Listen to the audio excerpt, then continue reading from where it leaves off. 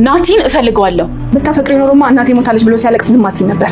አንቺ ማንንም ማፍቀራች እንዲህ ልትይኝ አትችይም። እሺ እንደዚህ እኔ መናገር አትችይም። ስለመታሽኝ ዝም ምን መስሎሽ ነው? እንዴት የተጨማለቀ ሀሳብ ብታስቢ ነው አባትና ልጅን ባል ለማድረግ ብታስቢ? ትሁት በቃሽ። አይበቃኝም። እናንተ የተጨማለቀ ኑሮ የምትኖሩ የሰውን ህይወት የምትማግዱ ክፉዎች ናችሁ። የሰውን ህይወት ጨለማ የምታደርጉ አረመኔዎች ናችሁ። ያላበደን የምታሳብዱ ቆዳሞች ናችሁ። ደግ አደረኩ። እኔ ወድቄ ያነሳኛለ። ቆይ ለምን ትመጻደቂያለሽ? ይኸውልሽ ስትወድቂ ያነሳሽ ገንዘብ ከሆነ ፍቅር አይጠቅምሽም። አንቺ ማፍቀር አይገባሽም። ትሁቴ ግድ የለም ሟች ከሆንኩ ነው የልሙት። ልጄ በህይወት ከቆየልኝ እኔ ምንም ብሆን ግድ የለም። አንቺ ይህንን ስላልሽ የሚቀልልኝ ነገር ይኖራል ብለሽ ነው? እንዴት እንደምችል አላውቅም፣ ግን ማድረግ ግዴታሽ። ቢያንስ ዝም ልበል? ይህንን ማድረግ እችላለሁ። አሁን ዝም ለማለት ጊዜው ረፍዷል። እናት አለ ታያት አለ ከማለትሽ በፊት ዝም ማለት ነበረብሽ። እዚህ ቤት ደግሞ ስራ ስትቀጠሪ በማያገባሽ ጉዳይ እንዳትገቢ ተብለሽ ነበር የተቀጠርሽ። ሁላችን ላይ አለ። እኔ አሁን በምናፌ ነው እንደዚህ የምለው? እሱስ እንዴት ያምነኛል? ያምንሻል፣ ምክንያቱም ዛሬ መቃብሯን አሳይቼዋለሁ። እባክህ ጋሽ ይህን እንዳደርግ አታስገድደኝ። ምርጫ አንቺ ነው ትሁት፣ ወይ ልጅሽን ወይ እነሱ። እንደዚህ አይነት ውሸት እሱ ራሱ እንዴት ያምነኛል? ቆይ ማሳመን ይኖርብሻል። ከመገልሽ ጥፊ ወደ ፈለግሽበት። እሺ ብር የለኝ ቤት የለኝ እሱን አላውቅም፣ ግን በፊት የሚያውቁ ሰዎች አካባቢ ሄደሽ አለች ቢሉኝ ያለሽበት መጥቼ ነው ማጠፋሽ። እንዴ እሺ አትይም ነበር? ይሄን የመሰለ እድል እኮ አይገኝም። የት ሄዳለሁ? ምንም ገንዘብ አይሰጠኝም እኮ። አባዬ ጋር ትሄጂ ነበር። እዛ በጣም ብዙ የምናደርገው ነገር ነበር። እናጋለሁ ያልኩት። ቶሎ በይ፣ 5 ደቂቃ ነው ያለኝ። ቶሎ ነይ። ትሁቴ እናቴ ግን ደህና ናት አይደል? እኔ እኮ ላንቺ ብዬ ነው እናቴን ሳላያት ጭንቀቴን አፍኝ እየጠበቅኩ ያለሁት። እናት በህይወት የለችም። ልታሳብዱኝ ነው እንዴ? ቆይ እናንተ ሀሳባችሁ እኔ እንዳብድ ነው? እናቴ ያለች የለችም? እዛ ክፍል ናት? የለችም። አንቺም ክፉ ነሽ። ሁላችሁም አንድ አይነት ናት። ሁላችሁ የምትፈልጉትን ብያለሁ። ልጁ እያበደላችሁ ነው። ናቲ ምንድን ነው? የዛን ቤት ቁልፍ አምጪ።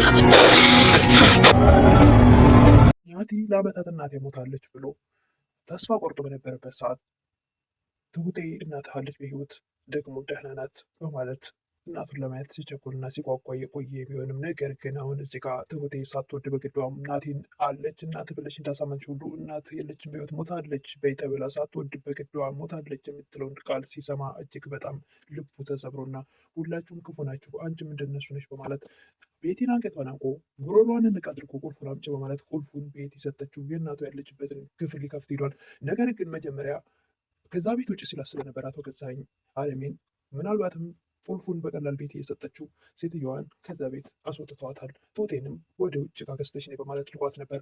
ቤትም ቤት ስላልሆነ ነበረች ተጣርተው ነበረ። አሁኑንም በ5 ደቂቃ ውስጥ እፈልግሻለሁ ብሏት ነበር። ይሄን ነገር በእርግጠኝነት አለሜን ከዛ ቤት አስወጥተዋታል መሆኑ ነው። በቀላሉ ቁልፉን አትሰጠውም። ምክንያቱስ በቀላሉ ቁልፉን አምጪ ብሎ ስትሰራርገች ሲላት እኔ የማውቀው ነገር የለም ማለት ትችል ነበር። ነገር ግን አለሜ ከዛ ቤት በአፍሮ ነው ቁልፉን በቀላሉ ልትሰጥ የቻለችው። በእውነቱ ያሳዝናል። ናቲ አሁን እንዴት ይሄን ነገር አምኖ ይቀበላል? ትሁቴንስ እንዴት ሊያየት ይችላል? አለች እንደገና የለችም ሞታለች። በጣም ከባድ ነው። ሰላም ጤና ይስጥልኝ ውድና የተከበራችሁ መላው ዓለም ያላችሁ ኢትዮጵያና ኤርትራ ናችሁ። እግዚአብሔር ይመስገን ደህና ነኝ። ትሁት ድራማ ክፍል 91ን አብረን እናያለን። የባለፈው ክፍል አቶ ገዛኸኝ ለትሁት የልጇን ፎቶ ቪዲዮ አሳይቷት እጅግ በጣም ደንግጣ ስታለቅስ ናቲ ወደ እሷ ሲመጣ ናቲንም በቃ ከኔ ጋር ዞር በል በማለት በጥፊ ስትለው ናቲም የማያውቃቱት ስለሆነችበት ግራ ተጋብተው ነበር ቪዲዮ ያለቀው። ቀጣዩን ክፍል አብረን እንይ። ቀጣዩ ክፍል ናቲ ትሁቴ እኔን መታሽኝ ምን አጥፍቼ ነው ነበረ። ትሁቴም አንተ አጠፋህም አላጠፋህም ምንም ለውጥ የለውም። እኔ ግን ከዚህ በላይ ለሰውዬ መሰቃየት አልችልም። በቃኝ። በማን የተሰቃየሽ? ለእኔ ብለሽ ተሰቃየሽ ይል ነበረ ናቲ። ትሁቴም አሁን ለምን ሄድልኝ ስለ አትሄድልኝም? ናቲም ግራ በመጋባት ከአጠገቧ ዞር ብሎ እያያት ይሄዳል። የተፈጠረው ነገር ትሁትን በሰከንድ የቀየራት ነገር ምንም ባይገባውም ወደ አሁኑ ናቲ ከቤት ወጥቶ ወደ ውጭ ሲሄድ ቤቲ ውጭ ቁማ ጠብቀው ነበረ። ናትዬ ስትለው ምን ፈለግሽ ደግሞ? አንቺ ምንድን እንዴት ነው ማስመሰል የቻልሽው? ምንድን ነው ያስመሰልኩት ትል ነበረ ቤቲ። ታምኛለሽ? መናገር ከጀመርኩኝ ተናግሬ ብቻ ዝም እንደማለት ማወቅ አለብሽ። ግን ልጅቷን ስላሰቃያችኋት እኔም ዝቅ ያደረግኩ መስሏችሁ ከሆነ እሱ ተሳስታችኋል። ይሄ ቃል ተናግሮ ናቲ ከቤት ያጠገብ ዘወር ይላል። አቶ ገዛኸኝም ወደሆነ ሰው ደውሎ የባለፈውን ነገር እንድናደርግ ይል ነበረ። የአለሜን መቃብር የውሸት መቃብር የሰው መቃብር ላይ ፎቶ ለመለጠፍ ይፈልጋል አቶ ገዛኸኝ። እሱ እንኳን አይሆንም ሊሆን አይችልም ቦታው ሰው ተቀብሮበታል ይል ነበረ ሰውየው። ፎቶ ከሐውልት ካለው ፎቶ እንለጥፍበት ላው ላይ ይል ነበር አቶ ገዛኸኝ። አንድ ቀን ፎቶ እንለጥፍበት ሲሉ አቶ ገዛኸኝ ሰውየው ደግሞ እባክዎት ይሄ ነገር ከባድ ነው እና ገንዘብ ተከፍለዋል እኮ ይሉ ነበር አቶ ገዛኸኝ። ሰውየው የሚናገረው ግራ ሲገባው በቃ ዛሬ እንመጣለን ይላሉ። ሰውየውም የገንዘቡ ነገር ስለተነሳበት እሺ በቃ ብሎ ያምናል። ቤትም ናቲ አበሳጭቷት ነበርና ሳያናገራት በንቀት አይን አይቶ ከአጠገቧ ስለሄደ ወደ ትሁት በመመለስ ካሁኑ አሳበደሽ አሳበድሽው ትላት ነበረ። እሷ ያሳበዳት የልጇ ነገር ነው ያስጨነቃት። ቤት የመሰላት የናቲ ፍቅር ያሳበዳት ወይም እሱንም እንደዛው። ነገር ግን ትሁት ነገረች ነበር እኮ አጠገቡ ርቀሽን ጠብቂ ብዬሽ ነበረ። ስለዚህ አይሽ አይደል የመጣልሽን ነገር እያለች ቤቲ ስትመጻደቅ ትሁቴን በጥፊ መታቻት። ቤቲ በተደጋጋሚ ናቲን እፈልገዋለሁ ትል ነበር። ታዲያ እኔ ናቲ ነኝ እንዴ ምን ላድርግሽ ትል ነበር ትሁቴ። እኮ እሺ ካለሽ አዝለሽ መዞር ትችላለሽ። የምታሳልፊው ነገሮች ሁሉ የምታሳልፊው እኮ ለገንዘብ ብቻ ይመስለኝ ነበር፣ ነገር ግን ለካ ሴሰኛ ስለሆንሽ ነው ትል ነበር ትሁቴ። እንደዛ ልትኛችም የአንቺን ያክል እንኳ እድል አልነበረኝም። እኔ ህይወት ግራ ገብቶኝ ከዚህ ሰውዬ ጋር ልጅነቴን ወጣትነቴን ያጣው ምስኪን ሴት ነኝ። ታዲያ ከኔ ጋር ምን ያገናኘዋል ትሁት? ምን ታርግሽ ትል ነበረ ትሁት። እባክሽን ናቲን አፈቅረዋለሁ ትል ነበረ ቤቲ። ትሁቴም በፍጹም ናቲን አታፈቅሪውም፣ ናቲን ብታፈቅሪው ኖሮማ እናቱን አታሰቃያትም ነበረ። ናቲን ብታፈቅሪው ኖሮማ እናቴ ሞተች እያለ ሲያለቅስ ዝም አትይም ነበር። በጭራሽ ማንንም ማፍቀር አትችይም ስትላት ቤቲ ትሁቴን በጥፊ ትመታታለች። ትሁቴም እጇን ወደ እሷ ከመሰንዘር ይልቅ ስለመታሽ ዝም የምንመስሎች ነው? እንዴት እጅ ለማለቅ ሀሳብ ብታስቢ ነው አባትና ልጅን ባህል ለማድረግ የምታስቢው?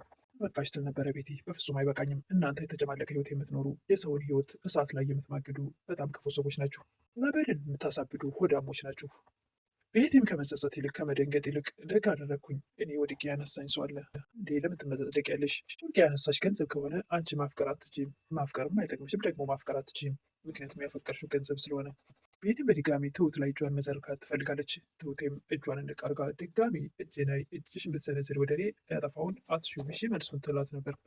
አቶ ገዛኸኝና ናቲ መንገድ ላይ ተቀጣጥረው ሲገናኙ አባዬ ምንድነው ቆይ እየተፈጠረው ነበር? ቃል አስገብተኛ ነበር ቆየሁ አይደል የኔ ልጅ ይቅርታ ነበር አቶ ገዛኸኝ። ምንድን የምን ቃል ነው? እናት ቃል ሄዳ ዛሬ አይመችም እንዴ ነበር አቶ ገዛኸኝ። ናቲም ይደነግጣል። አለች በህይወት እናት ተብሎ አሁን ደግሞ እናት መቃብር እንሂድ ሲባል ግራ ይገባል። እኔ እናት በማለት የሆነ ነገር ሊናገር ሲል ነገር ግን ደግሞ እዛ ጋር ትሁት ስላስጠነቀቀችው ምንም ማለት አልቻለም። እሺ በቃ ይመቸኛል ብሎ በሀሳባቸው ተስማምቶ አብሮ ይሄዳል። ሰውየውን በቅድሚያ የሰው መቃብር ላይ ፎቶ ለጥፍ ስለተባለ ስላዘጋጀ አቶ ገዛኸኝ ናቲን ዞ ለመሄድ ምንም የሚያስገው ነገር አልነበረም። ናቲም አባዬ ግን እርግጠኛ ነኝ ነበር። ምንድን ነው ይላል አቶ ገዛኸኝ። ናቲም አይ ማለት ጊዜ አለህ። ትሁቴም ወደ አለሜ ክፍል ሄዳ አለሜ በእኔ ምክንያት ጭንቀት ውስጥ ገባሽ አይደል ትላት ነበረ። ትሁቴም አለሜ ምን ማድረግ እንዳለብኝ ግራ ገብቶኛል። አለሜ ትሁቴ በቃ ለእኔ አትጨነቂ፣ ማስቀደም ያለብሽ ነገር አስቀድሜ ትል ነበር አለሜ። ትሁቴም ልጄን በቪዲዮ አሳየኝ፣ ደግሞ ሰውየው ልጅ አጠገብ ነው ያለው ማለት ይቻላል። እኔ በልጄ ብዙ ነገር አይቻለሁ። ይህም ትሁቴ መሞትም ካለብኝ እኔ ልሞት፣ ልጄ በህይወት ካለ እኔ ምንም ችግር የለም በሞት የመቼን ስላልሽኝ የሚቀልልኝ ነገር አለ ብለሽ ነው ወይ? በጣም ከባድ ምርጫ ነው የሆነብኝ። ትሁቴም ቆይ ግን አለሜ ሞታለች ልበል እንዴ ትል ነበረ። ሰውየው እሱን አይደል የሚፈልገው ትል ነበር አለሜ። ትሁትም ቆይ ከዛ በኋላ የእውነት ቢገልሽስ? ደግሞ ናቴ አለ ከአሁን አሁን እናቴን አያለ ብሎ በጉጉት የሚጠብቀው ልጅሽ እሱ ምን ልለው እችላለሁ ትል ነበር ትሁት። አለሜም ከባድ ነው አይደለም ግን አሁን የኔ ሞት ሳይሆን የልጄ መሰበር ነው ለእኔ ድጋሚ ሞት የሚሆንብኝ ትል ነበር አለሜ። አለሜ ሌላ ምርጫ የለሽም ትል ነበረ ትሁቴ። እኔ እኮ ይህን ሁሉ ማሰብ የቻልኩት ራሱ በአንቺ ምክንያት ነው ትሁቴ ትል ነበር አለሜ። አላስብና ሁሉ ነገር እንደዘነጋ አድርገውኛል ነበር የምን ነገር ተገብቻለሁ በእኔ ተወሱ ሁል ጊዜ ልጅ ናት የምትጎዳው ትል ነበረ። እኔ በቃ ምርጫዬን ልጅ አድርግ ያለው ትል ነበር አለሜ። ልጅሽን ማስቀደም አለብሽ ትሁቴም አለሜ በቃ ተስፋ አትቁረጪ፣ እኔም ደግሞ የቻልኩትን ማድረግ ወደኋላ አይደለም የቻልኩትን ከማድረግ። ትሁቴ አቶ ገዛኸኝና ቤቲ ላወራችሁ እፈልጋለሁ፣ ነገር ግን ብቻዬን ላወራ እፈልግ ነበረ ትል ነበረ ትሁት አቶ ገዛኸኝን። እኔ እኮ ሚስት ነኝ፣ ከእኔ የሚደበቅ ነገር አለ እንዴ? አዎ ነገር ግን ይሄ የግሌ ሚስጥር ነው ትል ነበረ ትሁት። ትሁት ቤቲ ካጠገቧ ስትሄድ እባክህ ጋሼ ልጄን እዚህ ውስጥ አታስገባት፣ እኔ አሁን በምናፌ ነው እንደዚህ የሚለው እንዴት ያምነኛል? ይህን ቪዲዮ ቀርጻ የምታስፈራራኝ እንደዛ እንኳን አልነበረ የሚላል አቶ ገዛኸኝ። ታዲያ ለምንድን ነው ሀገሬ ቤቴ ድረስ የሄድከው ትል ነበረ ትሁት። አንቺ ስለ እኔ ስላወቅሽ እኔ ደግሞ ስለ አንቺ ማወቅ ስለነበረብኝ ነው። እኔ ልጄን በሰላም ማሳደግ ነው የምፈልገው ትል ነበር ትሁቴ። ምን ማድረግ የምትችይው ናቲን እናቱን እንደሞተች ማሳመን አለብሽ። በህይወት አለች ብለሽ እንዳሳመንሽ ሁሉ አሁን ደግሞ በህይወት የለችም ብለሽ አሳምኘው። ትሁቴም ይሄ ነገር እንዴት ማድረግ እችላለሁ ትል ነበረ። ይህን እንዴት ጀምቼ አላውቅም፣ ነገር ግን ማድረግ ግዴታሽ ነው። ማድረግ የሚችለው ነገር ቢኖር ዝም ማለት አፌን መዝጋት ትል ነበር ትሁት። በስተመጨረሻም ትሁት ለናቲ እናቱ እንደሞተች ሳትወድ በግዷ በህይወት የለችም ብላ እየፈራችም እየተቀጠቀጠችም ቢሆን ስትነግረው ናቲ እጅግ በጣም ተበሳጭቶ ሁላችሁም መጥፎ ናችሁ፣ አንቺም ከነሱ አትሻይም በማለት እጅግ በጣም ተበሳጭቶ ወደ ቤት ይመለሳል። ውጭ ላይ ነበርና ያገኛት። ወደ ቤት እሳት ልብሶ እሳት ጎርሶ ሲመለስ ቤቲን ሲጥስ አላደርግሽ የዚህን ቤት ቁልፍ አምጪ የዛን ቤት በማለት አንገቷን ንቅ አድርጎ ሲይዛት በቀላሉ ቁልፉን አውጥታ ሰጠችው። ነገር ግን ከዛ ቤት ውጭ ብለዋት ነበር አቶ ገዛኸኝ። ምርጫሽ ወይ መገደል ነው ወይ ደግሞ ከዚህ ቤት መጥፋት ነው ይላት ነበር አለሜን አቶ ገዛኸኝ። ምናልባትም ናቲ ወደዛ ቤት ከመመለሱ በፊት ትሁት ደውላ የምትፈልጉትን ለልጁ ነግሬዋለሁ ልጁ አብዶላችኋል ብላ ነበርና በዛን ሰዓት አቶ ገዛኸኝም ወደ ቤት ደውሎ አሁን ሙሉ በ5 ደቂቃ እፈልግሻለሁ ነይ ብሏት ነበር። ይሄን ነገር ለሁለት አለሜን አርቀው አስወጥተዋት ይሆን ከዛ ቤት ወይስ የሆነ ነገር አድርገዋት ይሆን? እንግዲህ በቀላሉ ጉሮሮሽን ስጥ ነው ማድረግሽ ብሎ ጉሮሮዋን ሲያጋጥ ቁልፉን አጠገቡ አዘጋጅታ ቁጭ አድርጋ ነው የሰጠችው። እንደ ሌላ ቀን ያለበት ቦታ ፍለጋ አልሄደችም። ቁልፉን በቀላሉ ሶፋ ስር ያለችበት አስቀምጣ ነው የሰጠችው።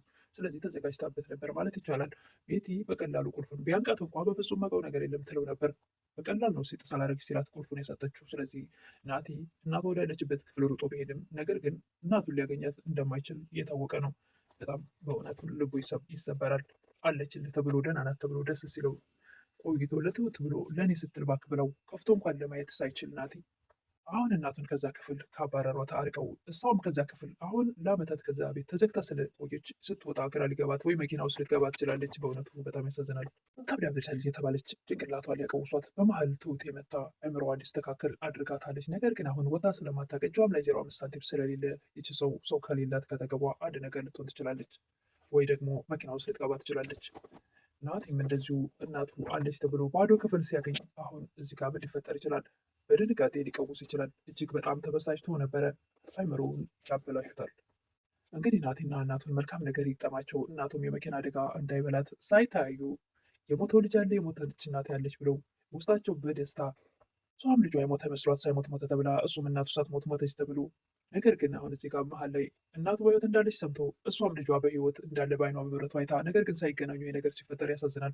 ምን ይጠበቅ ይከተል ይሆን? ምን ይፈጠር ይሆን? እሱም በቀጣይ የምናየው ይሆናል። አለምም ግራ ተጋብታ መኪና ውስጥ ሳትገባ ናቲም ሳይቀውስ ቢገናኙ ደስ ይላል። በእውነቱ እንግዲህ እሱም ቀጣይ የምናየው ይሆናል።